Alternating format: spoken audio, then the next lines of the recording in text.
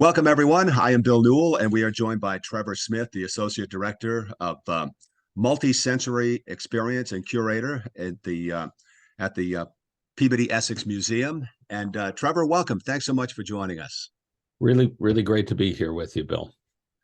We have an exhibit that we want to talk about. We can touch on a couple of others as well, and the photos are on this post that people can look at. Before we get to that, tell our listeners about your job. What are the things that you kind of do at the Peabody Essex Museum, which is a world-class museum right here in Salem? So, so the curatorial side of my job, and my full title is a slightly unusual one, which is the curator of the present tense. PEM has always been kind of broader than just an art museum, and of course we represent work from around the world, and often work that kind of connects cultures. And so I kind of developed this title to kind of acknowledge that there's a lot of different ways to be present, to be working as an artist today. Art does many things, and so a kind of a shorthand way to put it would be that if it has a heartbeat, I work with it.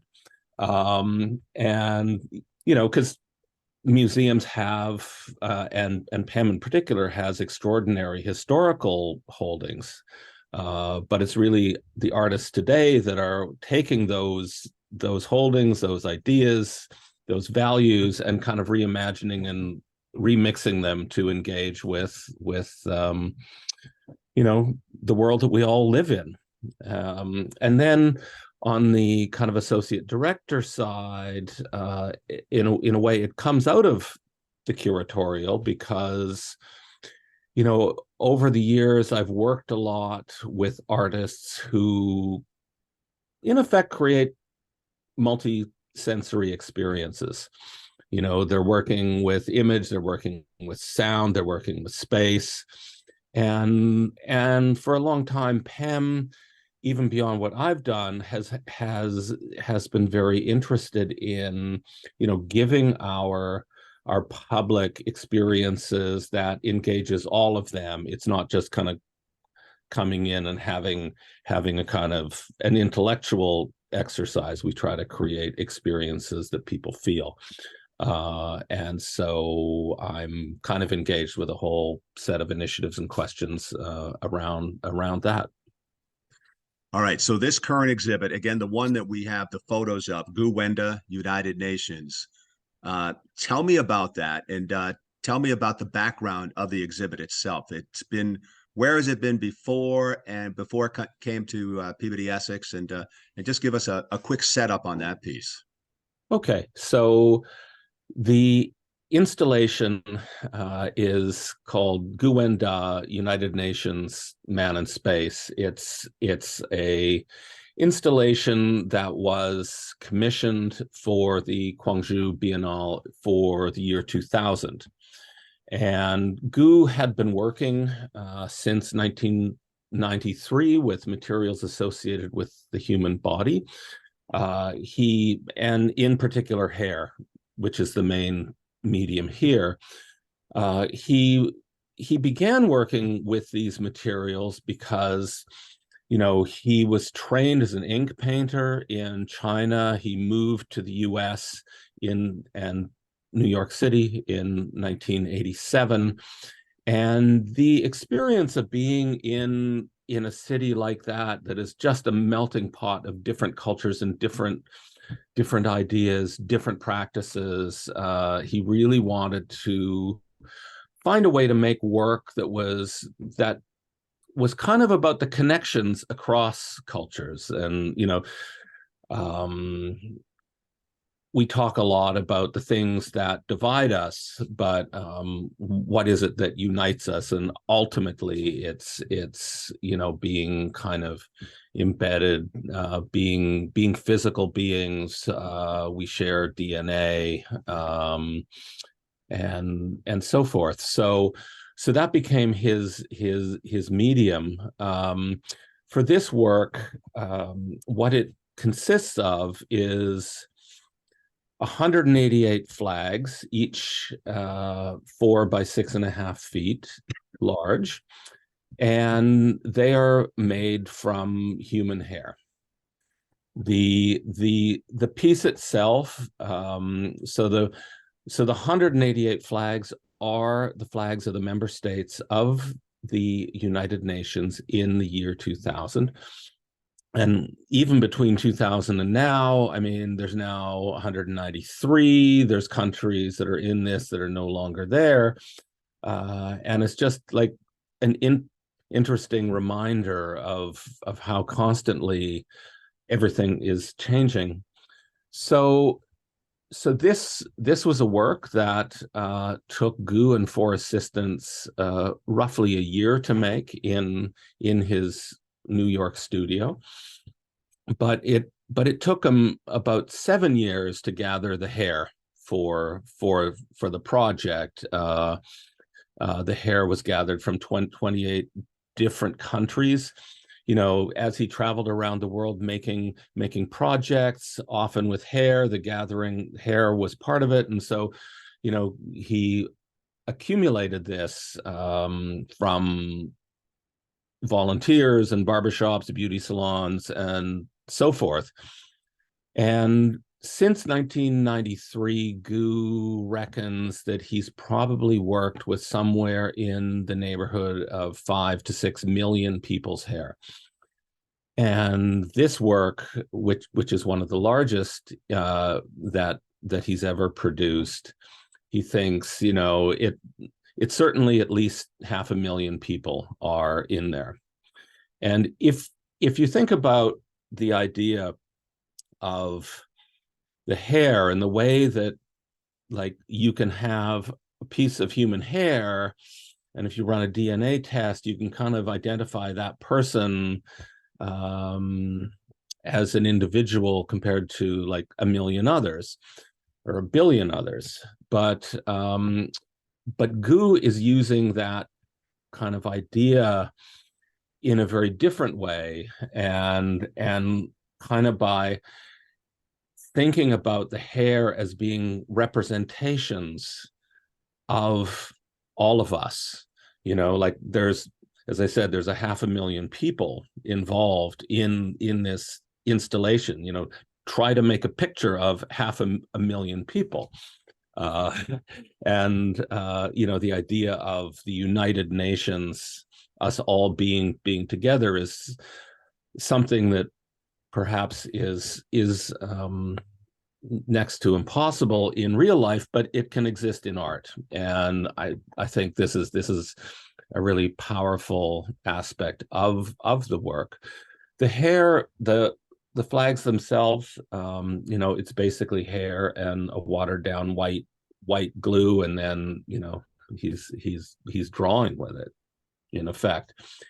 And it was really incredible when we were installing the work. The hair is a medium. It sounds unusual, right? Like an artist does this with hair, but in fact, there's examples of hair that exist in many different art forms from many different cultures. Pem has, for example, an incredible collection of Victorian tokens of affections and mourning jewelry. So the idea of kind of hair being such a charged material, because it's associated with memory, it's associated with intimacy, it can be associated with being dirty, it can be associated with, you're being kind of allied to a political group, or, like when you go into the army, what's the first thing that happens? You get your hair cut, right? So it's a really important cultural material that we kind of take for granted. And when we first were working on the project, I had a lot of colleagues that didn't, of course, have the advantage that I had of having seen Gu's work around the world for years, but there was something disturbing about the idea, right? But then once you see the work and you see the light coming through the work, and just the way it has this incredible physical presence, it's really, you could just feel everybody kind of getting it. It's one of those things that you really have to experience. It's such a powerful thing. The work, you were asking me more about the background of the work. This is the 14th time the work has been exhibited around the world, and this is its U.S. museum premiere. So it's the first time it's been shown in an American museum. And we're really proud to do that. PEM is a museum that has long had, well, really from the origin, which was the first generation of American entrepreneurs after the Revolutionary War, traveling out into the world and bringing back objects. I mean, we've always had this outward-looking international aspect, this aspect about the museum that was about helping our public, our audience, think and or to better understand their place in the world, the kind of range of cultural options out there. And I think that this work is a really wonderful expression of that. It's also, I can also say another thing that's quite unusual about the presentation here is that we are presenting it in our new atrium space, right alongside East India Marine Hall, which was the original home of the museum, as you'll know. And it's a space that has, a staircase and a couple of bridges. So with a lot of artwork in the museum, in any museums, you're kind of used to standing on the ground and just looking up at it. And here you can kind of get up the stairs, you can get behind it, you can get around it. It feels like you're in a space and you're part of it, rather than it just being a kind of like an object that's removed from you.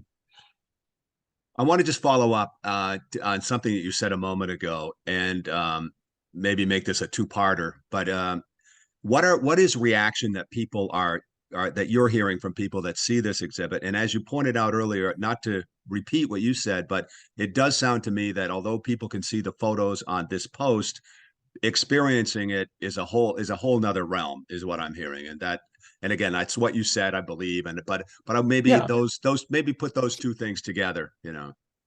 Yeah. So certainly, it's nice to look at in photographs. It's a very handsome work, but when you see the work, you really get a sense of like the range of expression that he's pulled out of hair. Like some of them look like charcoal drawings almost. Others look like, kind of patinated bronze. If you think about like a kind of a traditional bronze sculpture, and they always have these fantastic surface textures on them.